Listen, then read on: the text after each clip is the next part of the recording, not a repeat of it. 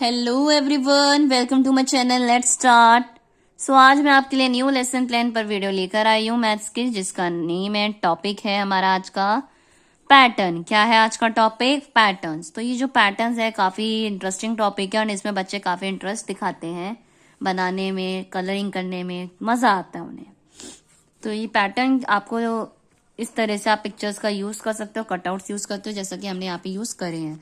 तो यहाँ पे जो मैंने ये बना रखा है, इसमें मैंने पिक्चर्स पेस्ट करी है सारी, छोटे छोटे ये काट के, ताकि जो मेरा लेसन प्लान है काफी इंटरेक्टिव और इंटरेस्टिंग दिखे। That's when I paste all this cutouts. तो इस तरह से आप बनाएंगे। तो ये मेरा फ्रंट पेज है।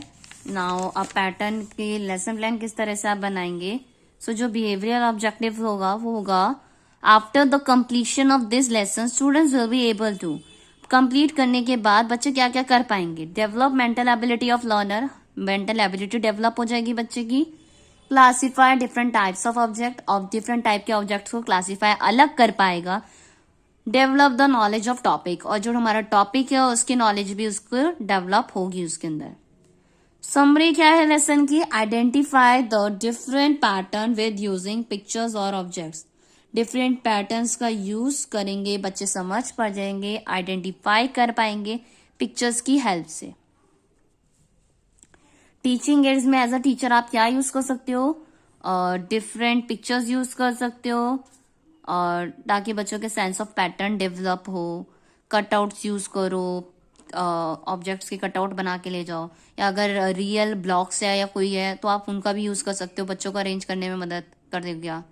तो इससे बच्चे काफी जल्दी सीखेंगे एंड पैटर्न का जो मतलब है वो समझ पाएंगे। Now pupil teacher will tell students that patterns means a repeated decorative design। Pattern क्या है? एक रिपीटेड डेकोरेटिव डिजाइन है जिसको डेकोरेट किया जाता है रिपीटेड उस पे। जैसे लाइक वन सर्कल है, वन स्क्वायर है, one circle one square, one circle one square, ये रिपीटेशन चलता रहता है। Pupil teacher will show some shapes such as triangle, rectangle and circle. अब जैसे अभी हमने रिसेंटली शेप्स का लेसन पढ़ाया है, तो क्या teacher shapes different shapes use करेंगी, बच्चों को शो करेगी। बच्चों को पता होगा कि हाँ इसे ट्राइंगल बोलते हैं, इसे स्क्वायर बोलते हैं, इसे रेक्टेंगल बोलते हैं, तो उसे जल्दी क्लासीफाई कर पाएंगे। Then she asked the students to tell the name of shapes. अब वो बच्चों से बोलेगी शेप्स के नाम बताओ। देन वो उसी को एक सिक्वेंस में अरेंज कर देगी एंड आज बच्चों को कहे कि अब इस के आगे कौन सी शेप आनी चाहिए। For example circle triangle, circle triangle, फिर उसके बाद कौन सी आनी तो चाहिए, तो बच्चे बोलेंगे सर्कल। तो उस तरह से टीचर अरेंज करेगी। जब भी टीचर्स बोल रही होगी, सब काम कर रही होगी, बच्चे उसे ध्यान से सुनेंगे, ऑब्जर्व करेंगे पिक्चर्स शेप्स की, और जो शेप्स टीचर दिखाएंगी, सर्कल रेक्टेंगल ट्राइंगल जो भी दिखाएगी, बच्चे उसके नाम बताएंगे टीचर को, और ऑब्जर्व करेंगे केयरफुली पैटर्न को जो टीचर पेस्ट करेगी, सिक्वेंस में अरेंज करेगी, और बच्चे उसके अकॉर्डिंग आंसर करेंगे टीचर को, प्यूपिल टीचर को। सो एक्सटेंशन ऑफ लर्निंग क्या होगी? एक्सटेंशन ऑफ लर्निंग में यहाँ पे आपने पिक्चर्स बना दी, लाइक टू फ्लावर्स को कलर करा फिर वन छोड़ दिया, टू फ्लावर्स को कलर करा फिर वन छोड़ दिया। अब यहाँ पे जो दो फ्लावर्स बनेंगे वो कलर्ड वाले बनेंगे।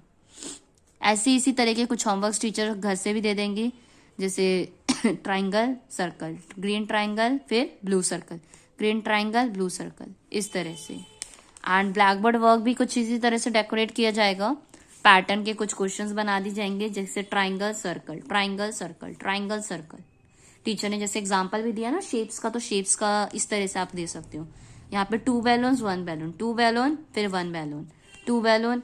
इजी से ऑब्जेक्ट्स या इजी से शेप्स भी और इजी से ड्राइंग आपको बनानी है, ताकि जो बच्चे इजीली ड्रॉ कर पाए।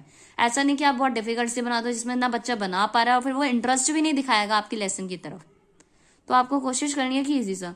और अगर आप फर्स्ट टाइम इंट्रोड्यूस कर रहे हो तो ये ज्यादा बेटर होगा कि आप बच्चों को वर्कशीट दीजिए पैटर्न की, तो बच्चे ज्यादा इंटरेस्ट दिखाएंगे। डिफरेंट डिफरेंट शेप्स बनाइए, या कुछ ऐसा करिए, कलर करने को कहिए कि red white, red green, red green, circles बना दिए कई सारे। अब रेड ग्रीन, रेड ग्रीन, तो अब कौन सा कलर आएगा, तो बच्चे रेड करेंगे, फिर नेक्स्ट सर्कल में ग्रीन करेंगे। इस तरह से भी आप बच्चों को दे सकते हैं। तो कई सारे तरीके होते हैं जो आप यूज कर सकते हो टॉपिक को एक्सप्लेन करने के लिए बच्चों को। तो यहाँ पे मैंने आपको एग्जाम्पल दे दी है, and you can do many more methods to teach this topic. तो आप कभी भी टीचिंग एक लिमिटेड उस तक नहीं होती, कंबाइन या ये कह दो कि इतने ही रूप में हम कर सकते हैं या यही कोई तरीके हैं, नहीं, डिफरेंट तरीके होते हैं। हर टीचर का एक अपना मेथड होता है कराने का।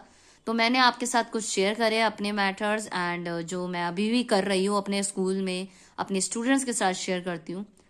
तो एज अ टीचर आपको भी करने चाहिए, और यही को आपको गाइड करूंगी कि आप जो भी मेथड यूज कर रहे हो टीचिंग मेथड, ट्राई कि एक ही मेथड ना यूज होता रहे रेगुलर डेज में। लाइक फ्लैश कार्ड्स यूज करो तो flash card flashback, no, different different flash cards हो गए, कई बार रियल ऑब्जेक्ट हो गए, कई बार बच्चों को ग्राउंड में ले गए, है ना, कई बार एक्सपेरिमेंट काइंड कोई एक्टिविटी करा दी।